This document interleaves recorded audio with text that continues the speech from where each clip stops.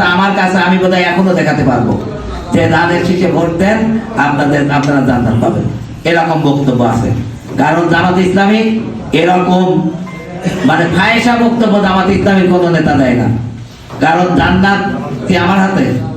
জান্নাত তো স্বয়ং আল্লাহর হাতে। তবে হ্যাঁ, জামাত ইসলামী যারা করে জান্নাত পাওয়ার জন্য কোরআন হাদিসের মাধ্যমে আল্লাহ পাক যে নির্দেশনাগুলো দিয়েছেন, আমরা আমাদের কর্মীদের, আমরা যারা আমাদের সাথে আসে, আমরা সেই পড়াশোনাগুলো, সেই ইবাদতগুলো করার একটা রাস্তা দেখায় দিই। এখন সেই ইবাদত বন্দেগীগুলো যদি তারা যথাযথ করে, তাহলে আল্লাহ তাদের জান্নাত দিতে পারে। জান্নাত দেওয়ার মালিক জামাত ইসলামী না, কোনো লোক না।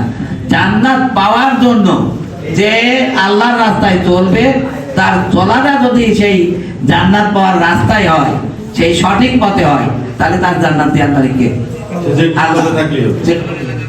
জান্নাত পাওয়ার পথ আল্লাহ কোরআন হাদিসে দেখাইতেছেন। আমি সেই পথের কথা বলছি। তবে জামাত ইসলাম সেই পথটাই দেখানোর চেষ্টা করে।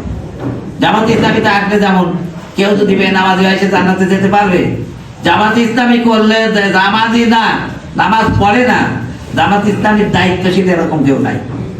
কারণ জামাত ইসলামীতে আসলে তার নামাজ পড়াটাই প্রথম শর্ত। প্রিয় উপস্থিতি, এজন্য জান্নাত পাবে ভোট দিলে, এই কথাটা জামাত ইসলামী কখনো কোথাও কোনো জায়গায় ভুল করেও বলেছে বলে আমার কাছে মনে হয় না। এটা কাল্পনিক, এটা জামাত ইসলামীর উপরে একটা দোষ চাপানো হচ্ছে এবং মিথ্যাচার করা হচ্ছে।